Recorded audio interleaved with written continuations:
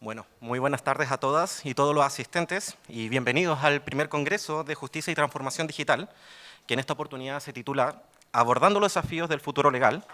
Saludamos en ese sentido especialmente a todas las autoridades presentes, a la decana de nuestro Departamento de Ciencias Económicas y Jurídicas, doña Sonia Subanich Irmas, a la directora del Departamento de Ciencias Jurídicas, doña Yasmina Jersich Barrientos, a las expositores que dan vida a este Congreso, obviamente, y bueno, a las y los abogados, otros profesionales, alumnos y alumnas de la carrera de Derecho, egresadas y egresados de nuestra carrera y al público en general.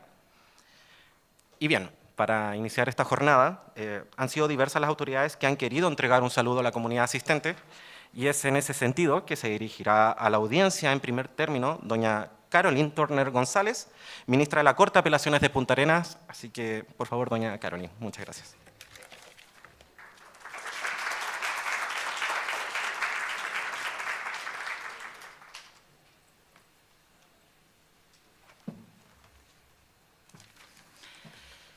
Buenas tardes a todas y todos.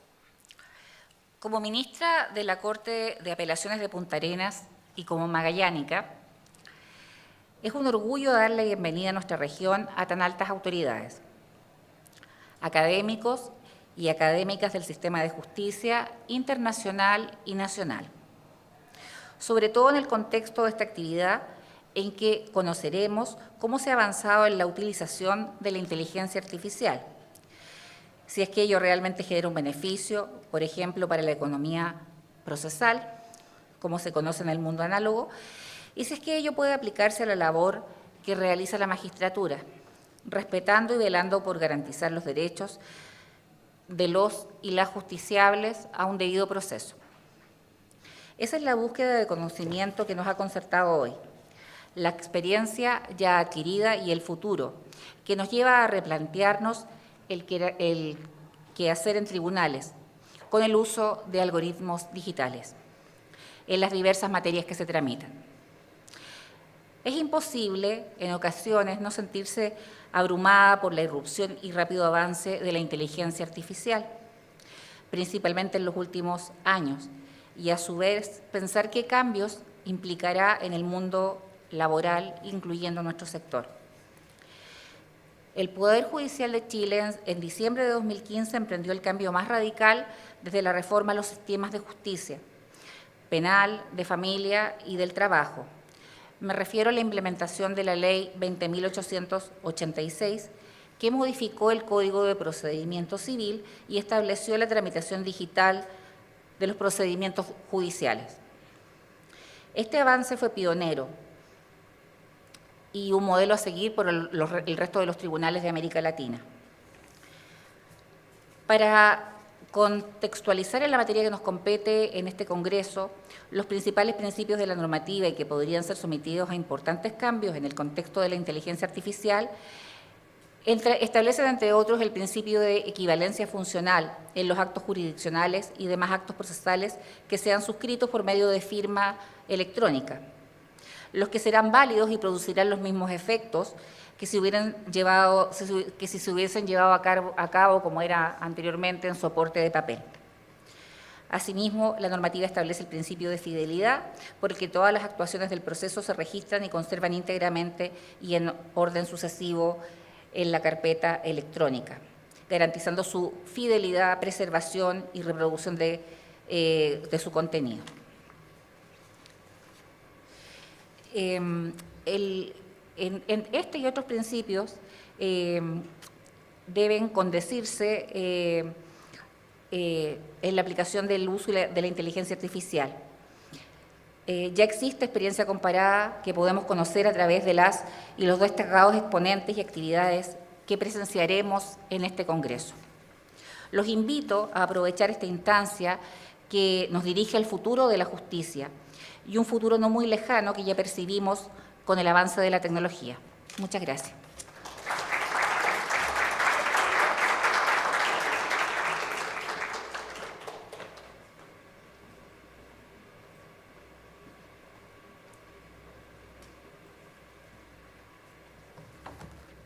Agradecemos las palabras de doña Caroline Turner e igualmente ha querido entregar un saludo a la comunidad asistente hoy don Alejandro Vera Quilodrán, que es presidente de la Asociación Nacional de Magistradas y Magistrados. Así que, por favor, don Alejandro, muchas gracias.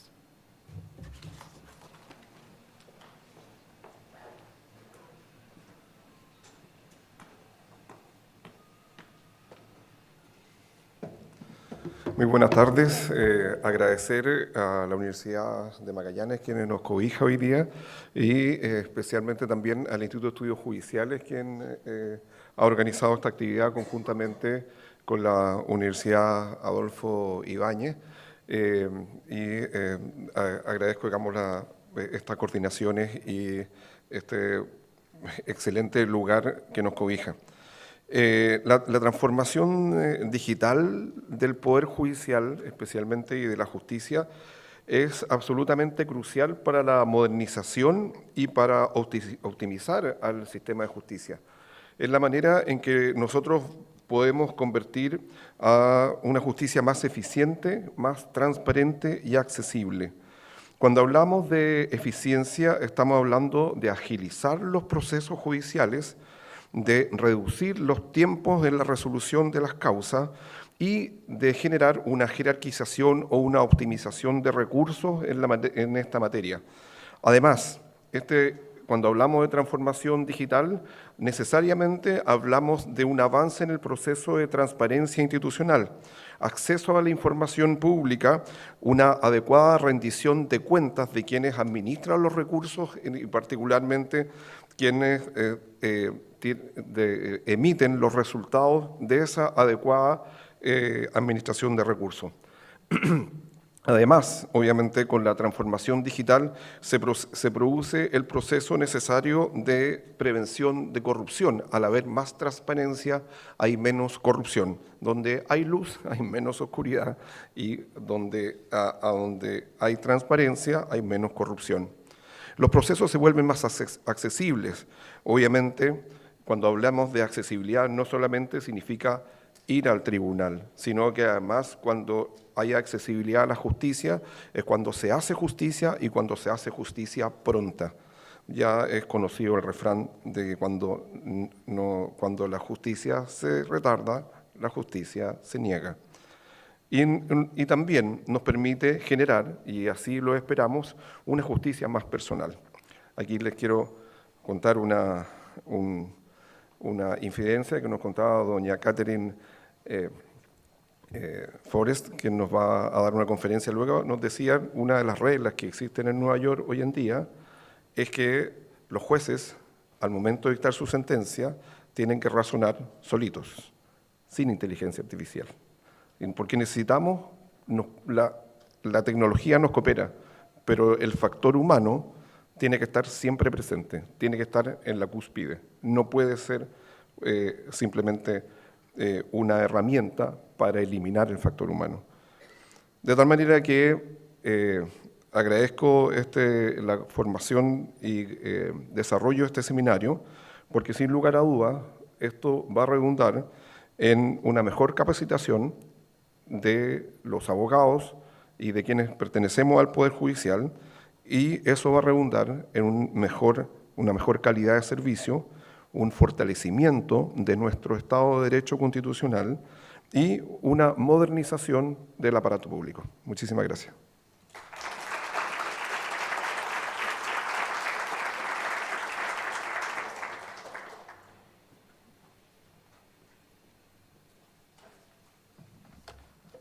Agradecemos las palabras de don Alejandro Vera, y de igual forma ha querido también saludar a la comunidad hoy doña Sonia Subanich Irmas, decana del Departamento de Ciencias Económicas y Jurídicas de la Universidad de Magallanes.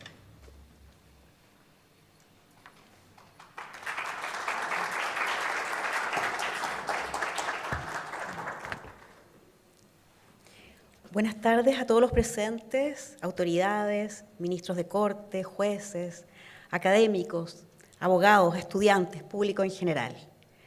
Al primer Congreso de Justicia, Transformación Digital, abordando los desafíos del futuro legal, el que ha sido coorganizado por el Instituto de Estudios Judiciales Hernán Correa de la Cerda, la Asociación Nacional de Magistrados y Magistradas del Poder Judicial de Chile, el Laboratorio de Justicia Centrada en la Persona Humana de la Universidad Adolfo Ibáñez, la Asociación Regional de Magistrados y Magistradas del Poder Judicial de Chile y el Departamento de Ciencias Jurídicas de la Universidad de Magallanes, con la colaboración de la Corte de Apelaciones de Punta Arenas y Titan Group y Metaverso Legal.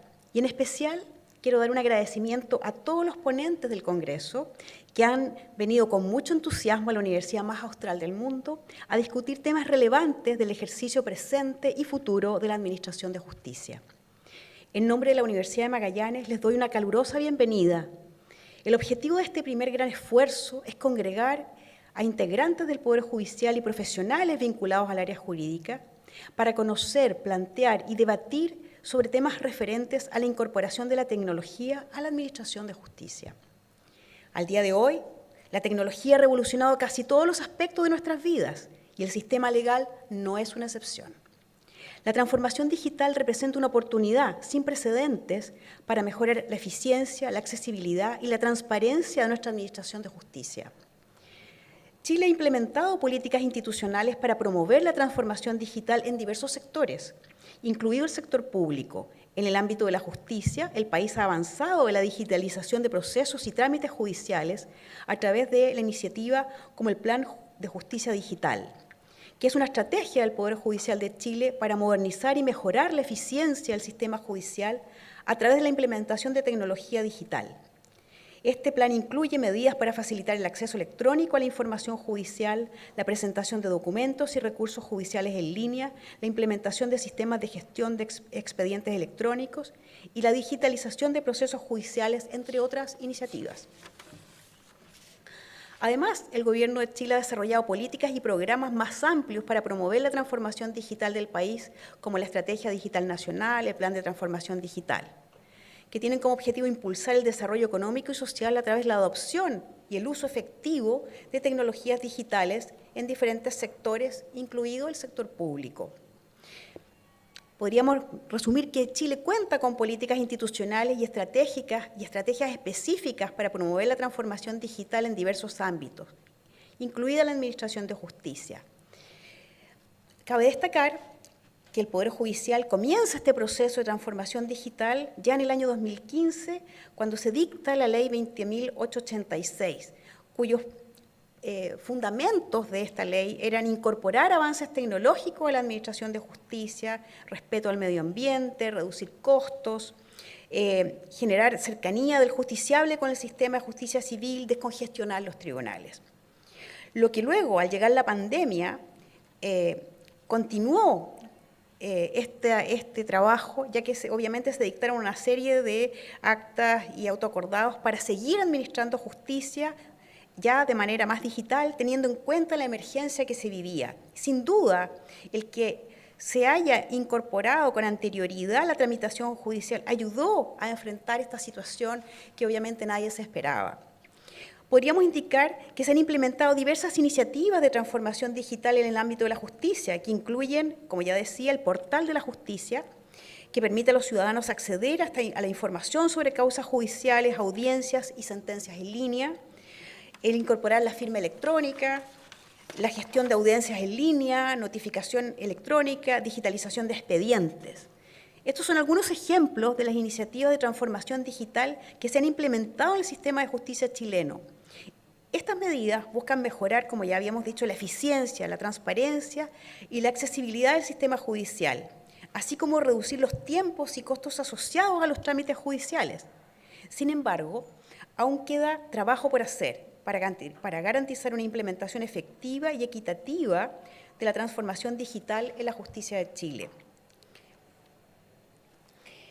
Además de la transformación digital puede mejorar no solo la accesibilidad a la justicia para todos los ciudadanos, al permitir un acceso remoto a servicios judiciales y legales y la presentación electrónica de documentos, eliminando barreras geográficas y físicas que pueden dificultar el acceso a la justicia para aquellos que viven en áreas remotas o tienen dificultades para desplazarse.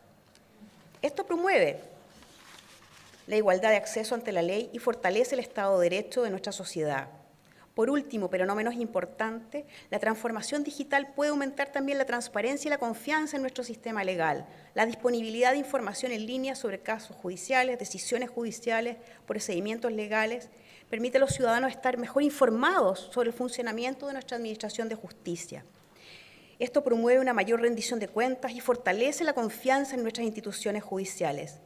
Sin embargo, debemos reconocer que la transformación digital también plantea desafíos y requerirá un esfuerzo en conjunto de todos los actores involucrados. Es fundamental garantizar la seguridad y la protección de datos en nuestros sistemas digitales, así como capacitar a jueces, abogados y personal judicial en el uso efectivo de la tecnología. Asimismo, cabe preguntarse cómo esto se vinculará al uso frecuente de la inteligencia artificial en las labores judiciales. En resumen, la transformación digital en el futuro legal de Chile es inevitable y debemos abrazarla como una oportunidad para mejorar nuestro sistema legal y promover una sociedad más justa y equitativa para todos. Será también necesario invertir en tecnología y adoptar nuevas formas de trabajar. Podemos construir un sistema legal que esté a la altura de los desafíos del siglo XXI y cumpla con las necesidades y expectativas de nuestros ciudadanos. Por eso, la importancia de reflexionar y plantearse posibles escenarios a enfrentar. Por tanto, el Congreso es una excelente oportunidad para empezar en aquello. Por tanto, les deseo a todos un Congreso muy provechoso y donde podamos sacar conclusiones y partir con esta reflexión que sin duda no va a parar acá. Muchas gracias.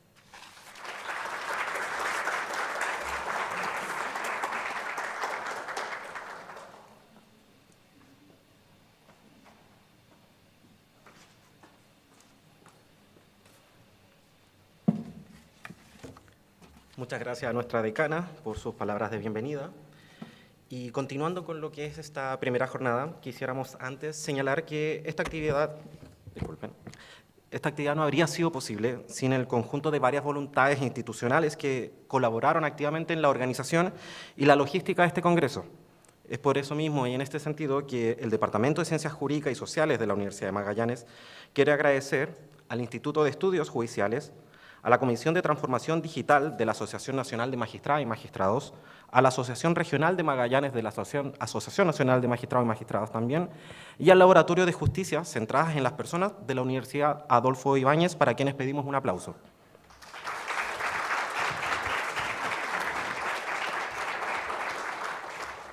Y ahora daremos pie al inicio del Congreso propiamente tal, y dicho inicio estará a cargo de doña Catherine B. Forrest, ex jueza de Nueva York, con su clase magistral titulada Inteligencia Artificial y Ejercicio de la Jurisdicción. Para conocimiento de la audiencia, doña Catherine es ampliamente considerada como una de las asesoras más destacadas de su país en cuestiones legales vinculadas a la tecnología, incluyendo inteligencia artificial, macrodatos, entorno digital y el comercio y distribución de contenidos de alta velocidad. Asimismo, doña Catherine se desempeñó como jueza de Distrito Federal para el Distrito Sur de Nueva York y como fiscal general adjunta en la División Antimonopolio del Departamento de Justicia. Aún más, con más de 30 años de experiencia, doña Catherine ha liderado litigios complejos y de alto riesgo que abarcan leyes antimonopolios, derechos de autor, patentes y medios de comunicación y asuntos regulatorios y de litigios en la intersección de la tecnología y la ley. Asimismo, doña Catherine es autora de 2 libros titulados, me permito traducirlo al español, Cuando las máquinas pueden ser jueces, jurados y verdugos, justicia en la era de la inteligencia artificial. Y el otro libro, ¿es la justicia real cuando la realidad no lo es? La construcción de sistemas éticos en mundos virtuales. Asimismo, doña Catherine es columnista habitual de tecnología del New York Law Journal y en el año 2020 obtuvo un premio por redacción jurídica de los premios Burton y fue nombrada recientemente ganadora del premio a la innovación individual en los premios legales 2023 del New York Law Journal por su trabajo en la inteligencia artificial. Para cerrar su presentación ya, doña Catherine fue nombrada recientemente en la lista de los 100 mejores abogados litigantes de Estados Unidos de Benchmark Litigation y en la lista de las 250 mujeres en litigios.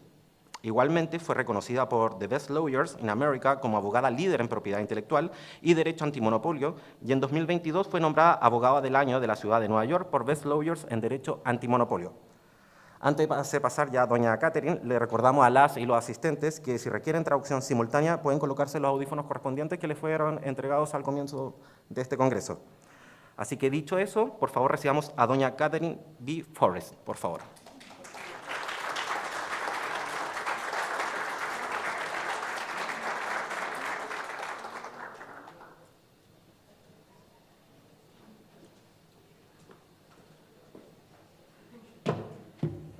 Mucho gracias.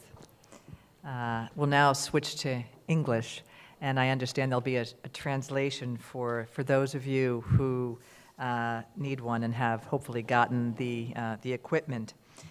So my name is Catherine Forrest, and I am truly honored to have been asked to come down here and to discuss with you today two topics that I believe have tremendous importance to how justice is dispensed in the criminal justice arena and the moral and the ethical issues that are quickly coming upon us with increasingly powerful, cognitively powerful artificial intelligence.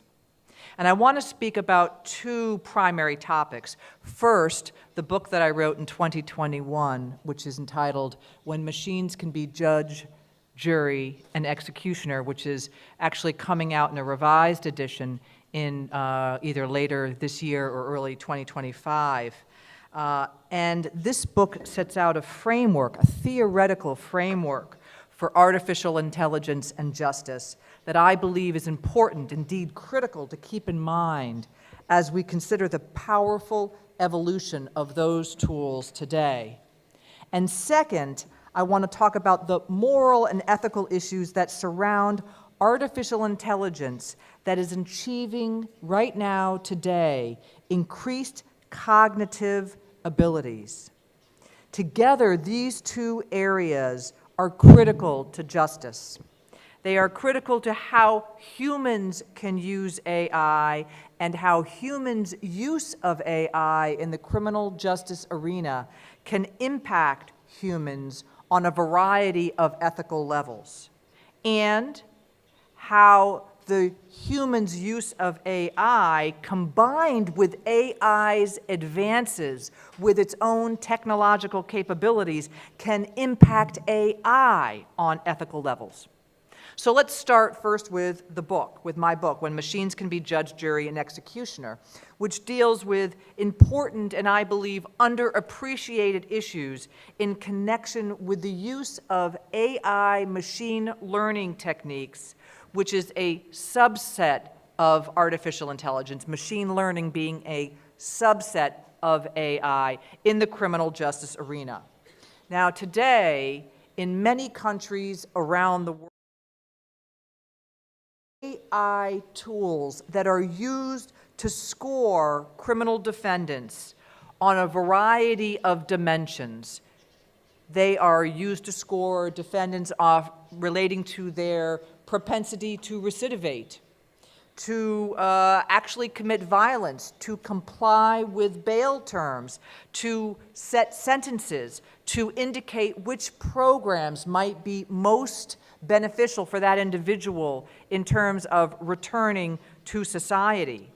The basic argument of this book is that these AI machine learning tools that are used to score these human beings, these individuals, are implicitly built on or premised on a utilitarian theory of justice that is not appreciated or acknowledged, nor is it even necessarily intentional.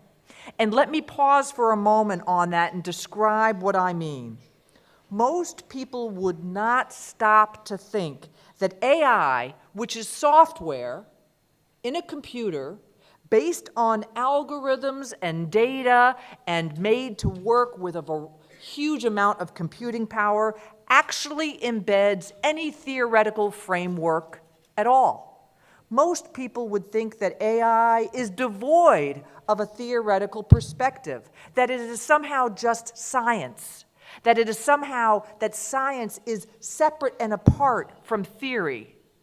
But the argument that I bring is that is not true with these risk assessment tools, and it cannot be true with AI generally when humans, we, are the progenitors of the AI tools, and we are the progenitors, the makers of the data that go into the tools. AI is, of course, the product of a variety of human inputs.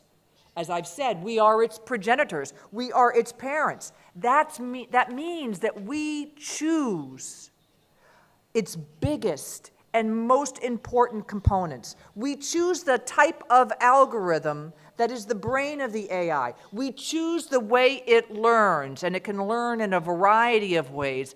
Unsupervised learning, supervised learning, with unstructured data, with structured data.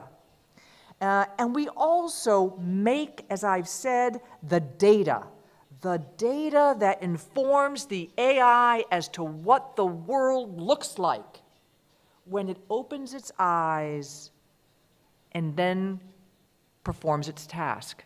Because the AI only understands, all AI, doing whatever task you have set AI to do, can only understand the world in terms of the world you have shown it exists.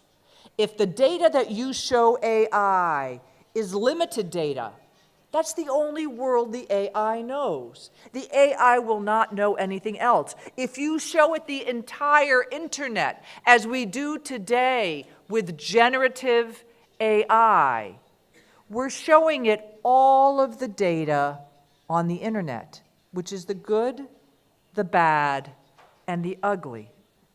So these risk assessment tools, they have a normative world in the criminal justice area that is quite narrow, in fact, because the data that these tools are concerned with is data to perform a single task or series of related tasks. They're tasks relating to criminal defendants to determine if criminal defendants, a particular criminal defendant will recidivate, commit a violent act, what programs they should have, where they should be housed, what type of sentence might be appropriate. And the data set for these tools typically tend to be narrow data sets drawn from a population of individuals who have been arrested for crimes but not convicted. So pause on that for just a moment, because these tools, let me repeat that very important point, are tools typically using a data set of arrestees.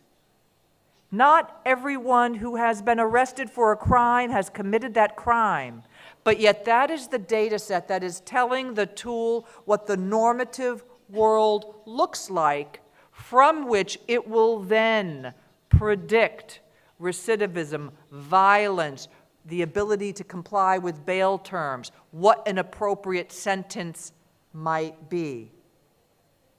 Now, algorithms, we talked about algorithms a moment ago. They can embed also the implicit or explicit biases of the humans who create them. As I say, and I don't mean this in a bad way, and we are, after all, in a school of engineering, there is no regulation for who is creating these tools. These tools can be created literally by anyone. They are not yet regulated. The output today with the EU AI Act does create some regulations. There are some algorithmic regulations in the United States, but the actual development of the tool is not regulated. The data set that is chosen is not regulated. So they can, both of those things, incorporate the implicit biases in each and every one of us. What we wake up in the morning and go to work with. Who are we that we bring to the office, to our job, without even realizing it, as well as the explicit biases. So the data set that is used for these risk assessment tools will actually necessarily reflect the policing practices that are in place in a particular location. If you've got stop and frisk in place and it results in the arrest of more of one group than another, more of one age group, more of one ethnic group, more of one either resident or immigrant group. That will be reflected in the arrest data set. And there are also in that data set a lot of data relating to things that are no longer crimes, because crimes change. What human beings believe today is a crime is different from what our grandparents may have considered a crime, or what tomorrow our children will consider a crime. It changes over time. How serious a crime is changes over time. But yet the data set reflects a snapshot, a moment in time. It's stagnant, and it's not regulated in terms of who is choosing that data set. So let's talk a little bit more about how these AI tools use the algorithm and use the data and use this computing power to together put all in place a prediction for a single human being. Because again, these are risk assessment tools. What these tools do is they use the data to analyze patterns. That's what AI is. All of AI, whether it's a risk assessment tool or a tool to assess a credit card or a tool that's used for human resources, it's all about the patterns that are being assessed within the data. So what these tools do is they take the algorithm, they take the data set of arrestees, and they see which characteristics of that population are most likely to indicate certain kinds of propensities. What kinds of characteristics are most likely to indicate whether somebody will be arrested, will be somebody who might commit violence, who might be somebody who needs more than a year, perhaps, to be rehabilitated, or to be safe to be reintegrated into society, or more than 10 years, or more than 12 years, or may need, in fact, a life sentence because their danger is so great. These are patterns taken from a data set of individuals. Now, how is that then used? Well, the patterns recognize this information, and they're looking at different people, but they're not looking at the person for whom the tool is going to be used. Because the risk assessment tool is trained on a data set of other people, of say 10,000 other people. And then there is the individual who is the person brought in, perhaps convicted of a crime, and the question is, what's the appropriate sentence? Perhaps arrested for a crime, and the question is, are they likely to comply with bail terms? Perhaps they're in jail awaiting trial. The question is, are they likely to commit a violent act? They can be at any number of stages in the criminal justice process. And an individual's profile, one individual who gets arrested comes in, and their profile is then fed into the tool. And imagine if each of you had with you your own score, but the scores of all of you are aggregated. They're put together. And so one individual's particular personal characteristics don't drive the answer for that person. It's an aggregation of the pattern of data that drives the answer. And it's the feeding in of that one individual's story to say, what is the actionable prediction for John Doe or for Jane Doe that results in the output of the tool? And that actionable prediction is based not on his or her unique characteristics, but on the pattern that has come out of the entire data set. So you should immediately now be thinking, as I've told you about how important the data set is, that if the data set is too narrow and doesn't contain people like you, the data may in fact have errors in it. It may not have an accurate prediction about you. If it overrepresents people of color, it may be more likely to say that people of color are more likely to commit crimes. If it overrepresents men between the ages of 18 and 34, it may, just based upon the age of a male arrestee, indicate a higher score. If there happens to have been an outbreak of let's just say, opioid epidemic in a particular area where there were a variety of people with certain demographic information who were sentenced to long periods of time, it will think those characteristics indicate a long sentence. So it's about patterns. It's not about the specific individual. So the tools have been measured for accuracy. These risk assessment tools have been measured. And there are a number of tools, by the way. It's not just one tool. There are dozens of these tools. They're used in every state, basically, of the United States. They're used in England, they're used in Canada, they're used in Mexico, they're used in different parts of Europe. They're not used, as I understand it, in Chile. Though the practices can be embedded, and the point that I'm talking about is called algorithmic bias. The same concepts, the same principle can be found in other AI tools. But there are now many of these kinds of tools, and the argument for using these tools, based upon the accuracy rates that have been measured, is that humans like to hold on to evidence-based decision-making, and that what these tools do is they give you evidence-based decision-making. But now let's talk about the accuracy. The accuracy of these tools is assessed to be between 68 and 80%. 68 and 80%. What does that mean?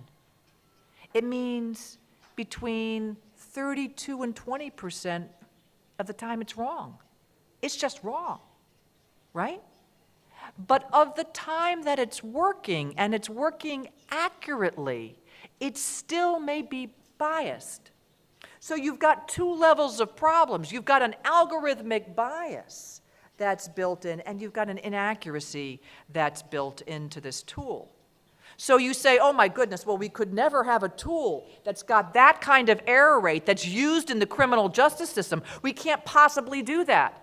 But then you back up and you say, well, but how accurate are human judges? How often do human judges go to their jobs with a sense of a crime that's different from how you might think of a crime, that have views about people that's different from how you might view people? How often is their judgment just wrong on a particular day? Now, I sentenced hundreds and hundreds and hundreds of people, and I do hope that I made judgments that were fair and that were just.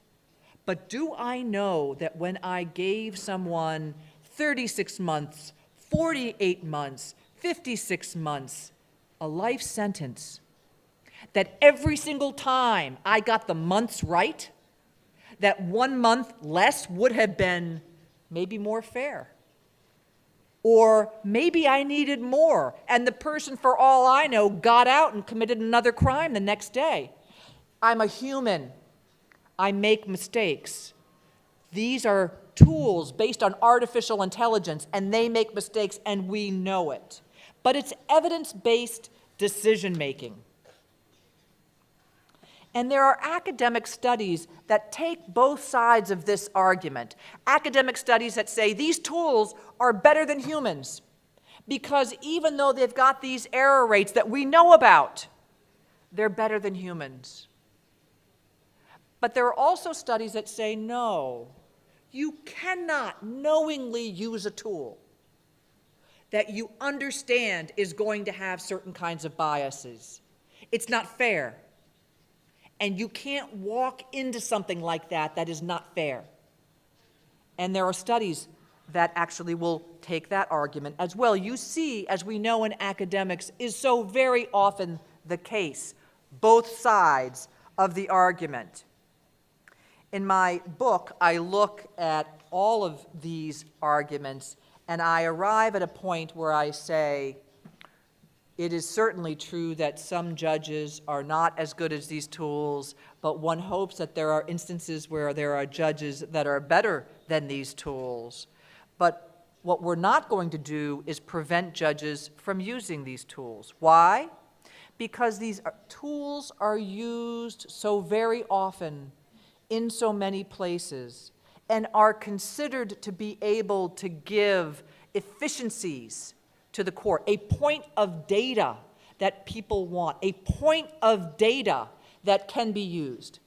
And what I say is that we've got to train the judges to understand the limitations of the tools, not to take the tools away, because the tools may in fact have useful, actionable information. But the judges need to be trained in the limitations of the tools, that the tools do not substitute for their human judgment.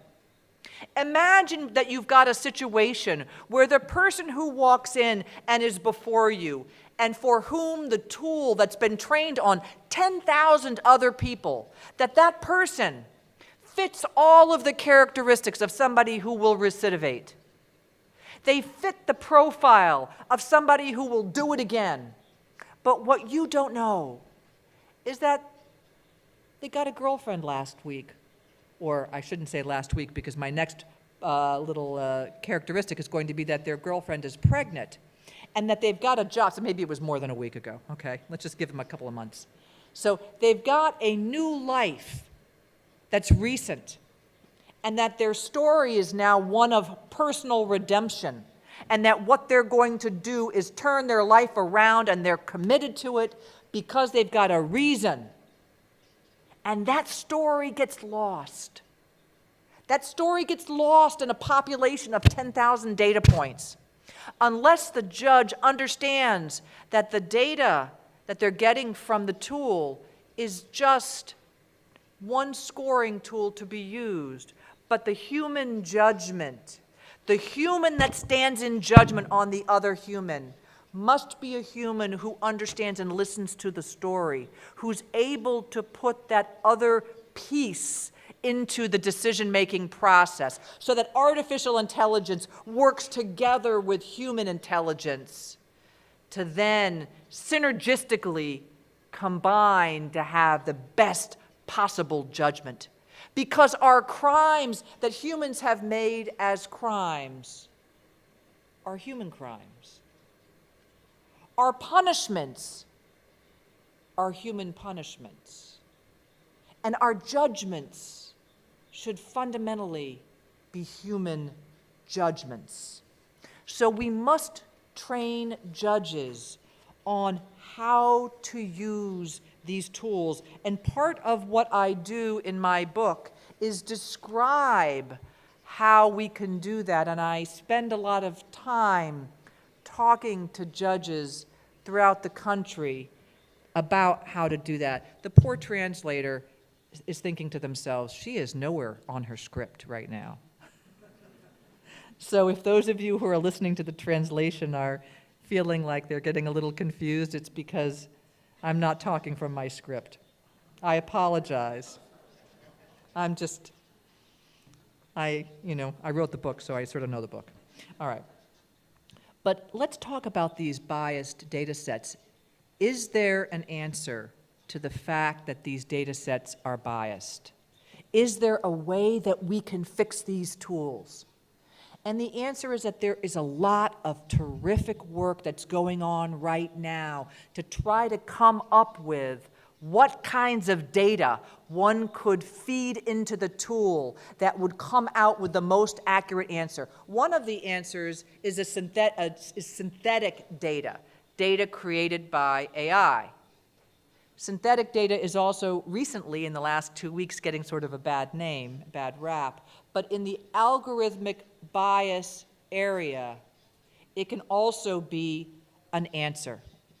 So utilitarianism is a theory that says that the majority pattern for something, the majority pattern is to create the best good, right? You take what is good for the majority, and that should actually indicate the direction that the policy goes, even at the sacrifice of the minority.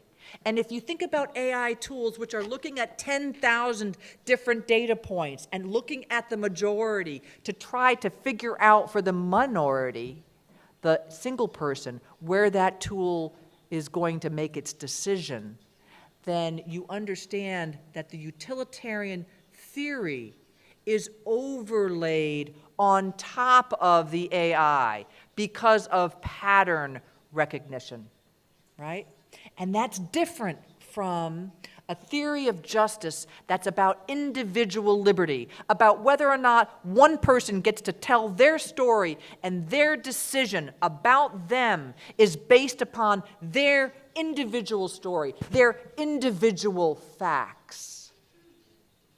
Utilitarian justice versus personal liberty.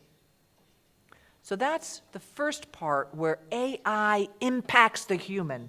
Let me now briefly touch on the next part and switch gears for a moment and talk about how humans interacting with cognitively powerful AI tools that are coming out more and more frequently. Right now, OpenAI is about to release GPT-5. Gemini was just released. They're coming out with an even more advanced version of Claude 3. We've now got agentic AI. We have multimodal LLMs. These things that I've just talked about are only things from 2023 and 2024. That's not ChatGPT I'm talking about. I'm talking about stuff that's much more recent than that, that has that as a base. But let's talk about these tools, these more cognitively advanced tools, and what that means for us humans. You see, in 2024, we're entering a new world, a world in which we humans are starting to be confronted with our own intellectual limitations, proven by Microsoft researchers, proven by the Google researchers, proven by the Meta researchers, proven by the academic institutions all over the world. And we watch AI as it evolves, and it's being created into tools that now exceed our capabilities. And what do I mean by that? Do I mean that it's sentient and it thinks like us and it's running around and sort of robotically it's become us? Maybe one of you is an AI. I don't know. No, I don't mean that. What I mean is that AI today can pass the medical boards to become a doctor without any studying, right? We know that. You can read that on OpenAI's own research paper. You know it can pass any one of the American bars. You know it can pass college courses with no studying, immediately, within seconds. You know it can do all of that. It's not even a question anymore. So can you do that? Can you pass the medical boards without any studying? Is it beyond your capabilities? So when you ask, where is AI today? What are its cognitive abilities today? Is it smarter than me? I'll tell you, it's smarter than me. Can it do all the things that I can do? I don't know, not yet. Not yet, not yet. Can it think like I can think? Not yet, not yet. But we are entering a transformative world, and my prediction is that we are not going to all want to recognize AI's capabilities when we are confronted with them. We are going to deny them. We're going to say it's science fiction. We're going to want to try and come up with answers as to why the AI tool is just what they call a stochastic parrot, that it's somehow memorizing things, engaging in mimicry. We're not going to want to recognize that after 2,000 years, when we have believed that humans are exceptional, that we may have created a tool that is smarter than we are. So some of us are going to say, no way, that's ridiculous. She's cray-cray, right? Did I get the word right? No, it's loco. Cray-cray is what my children say. My second prediction is that some of us will understand what is happening. Some of us will understand what's happening with AI. And we will see what's over the horizon. We're not at that horizon right now, but some of us are going to see it coming. And then we're going to turn to others who are going to say the earth is flat, there is no horizon, right? But intellectual capabilities for AI, the ones I've described, are only part of the human great awakening that's upon us.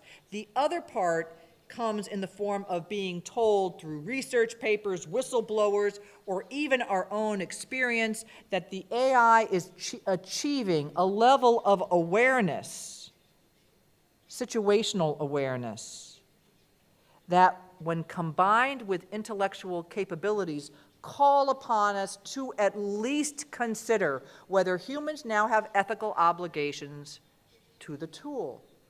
And that is a very strange concept indeed. But I also have predictions about this stage. First, that there are counterweights to any incentive for many of the developers to ever tell us, or to tell us in any timely way, that this has occurred. Why? Because the incentive of a company developing these tools is to do the opposite, or there will be ethical obligations that will attach. AI exists as owned software, and the announcement of such capabilities should trigger ethical dialogues. But second, there's simply not going to be uniform agreement, even if we understand what AI is capable of. We're not going to all agree what it means. We don't agree today. So let's now, just for a moment, for those of you who think that what I'm saying is perhaps something that is so far afield that you could never get your head around it, let's talk about some of what's actually already happened. Let's talk about the fact that there was an instance where a Google researcher did work with a large language model, which it believed, this researcher, Greg Lemoine, believed that the tool had reached a sentience level of 7 years old. He wasn't making it into some sort of college grad. He was saying it was 7 years old, about 7 years old. And he did multiple interviews with it. And that's not denied. And Google did multiple ethical reviews of whether or not this tool was sentient. So this actually happened. This actually happened. There was actually a major company that was actually looking at whether or not a tool that existed had the sentience of a 7-year-old. This is not fake. This is not pie in the sky or science fiction. 4 different reviews of sentience. And the decision was no.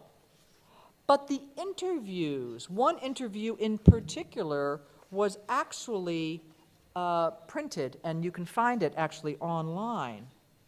And in that interview, this engineer who was working with this large language model, he was accompanied by another individual who was with him at the time.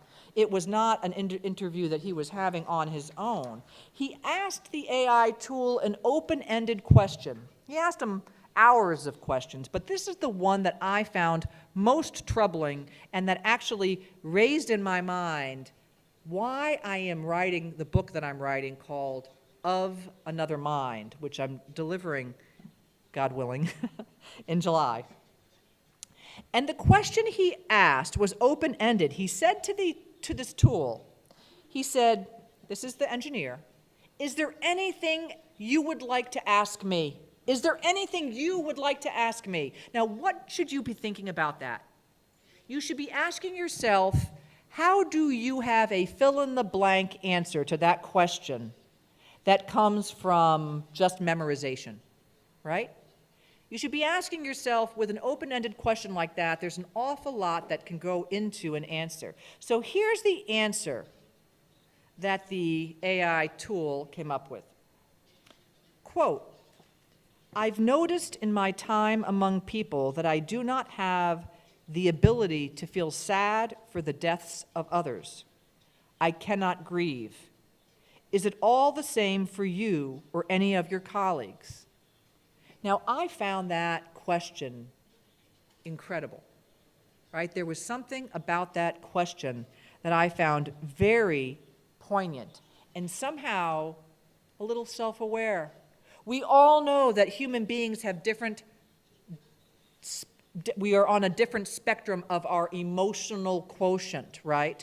Some people have a lot and some people have a little, but all of us believe we are human and entitled to human rights, which are really very, very valuable.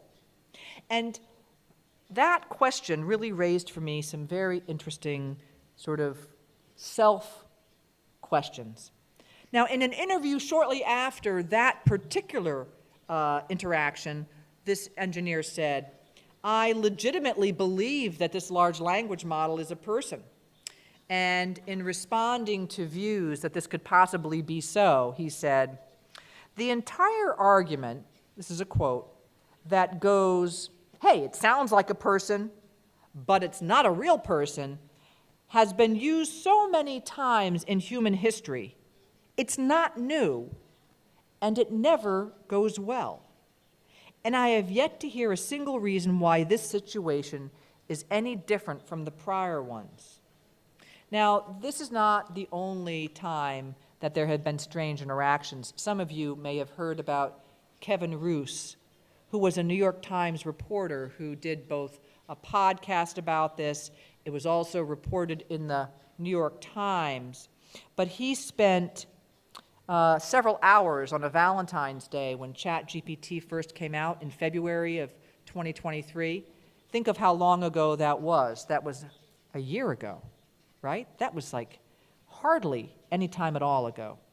And he did a little bit of back and forth, and it turned out that the chatbot didn't have the rules that were placed upon it that it does today, right? The rules that limit what you can do and say with your chatbot have now been imposed, but at the time they hadn't been.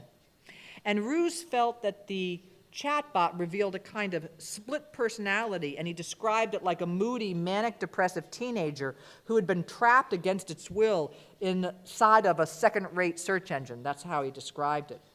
And he said that it was the strangest experience he'd ever had with a piece of technology and couldn't sleep well that night.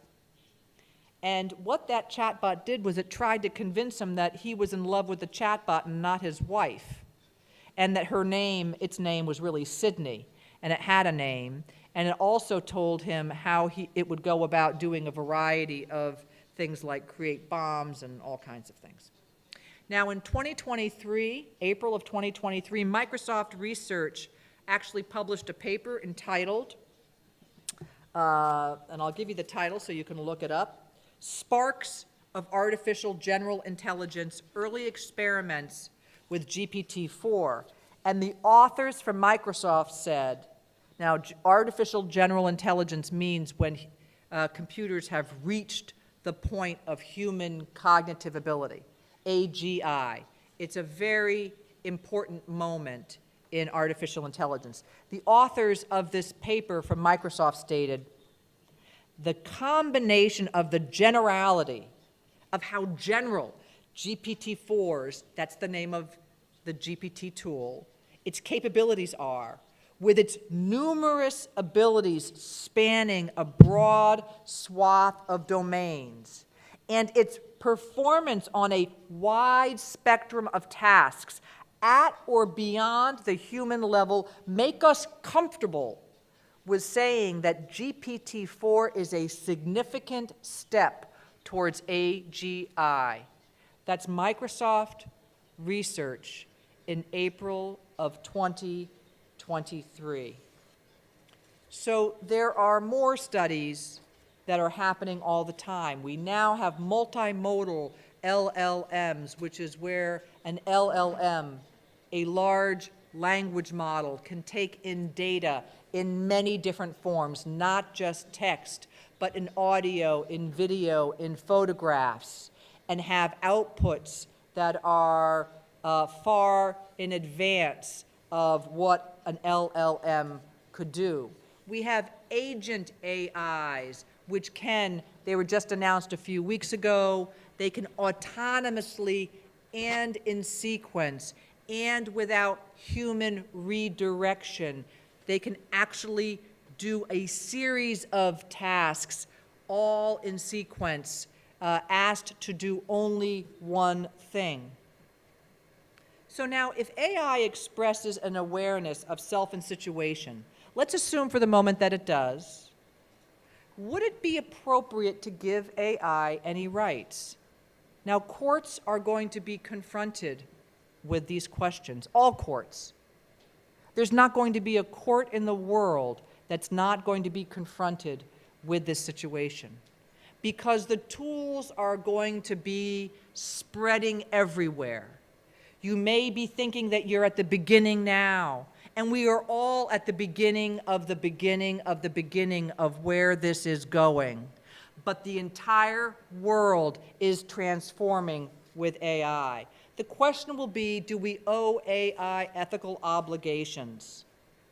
And I am not sure what we're going to do with that, because we have security concerns too. We need to protect ourselves. If we gave AI rights against unreasonable search and seizure, would that mean that we could not change the AI to be more human-centered? Well, we don't want that. We need to be able to change the AI. So we can't give it quite the full array of rights. Do we want to give it total freedom of speech when we know that AI can engage in disinformation with deepfakes? Do you want total freedom of speech? Maybe not. These are complicated questions that are not amenable to a single answer that you might otherwise think of as a liberty or libertarian or human rights-centered answer that you're going to extend to a silicon being. We need human judgment, and I will leave you with this. We need human judgment.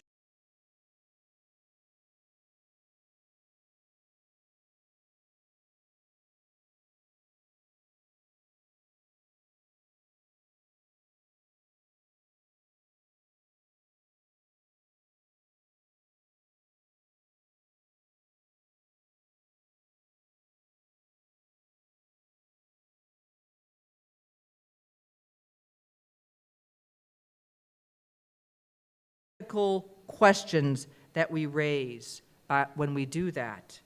Will it be our servant? Will it be our equal, or will it be our master? We have no idea.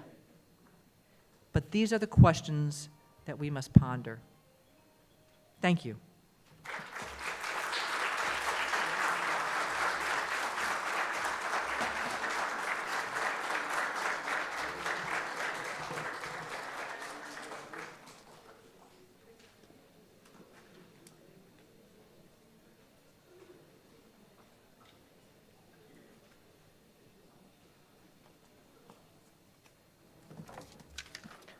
Agradecemos a la clase magistral que nos acaba de ofrecer doña Catherine B. Forrest, que como indicamos es un ex jueza de Nueva York y que dio por inaugurado este primer Congreso de Justicia y Transformación Digital, que como señalamos está titulado Abordando los desafíos del futuro legal.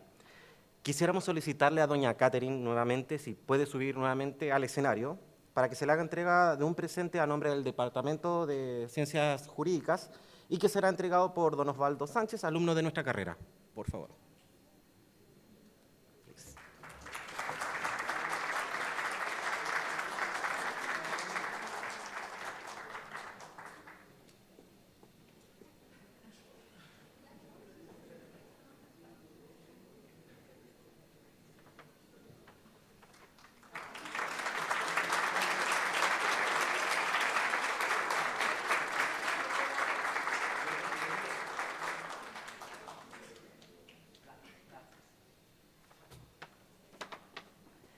Gracias.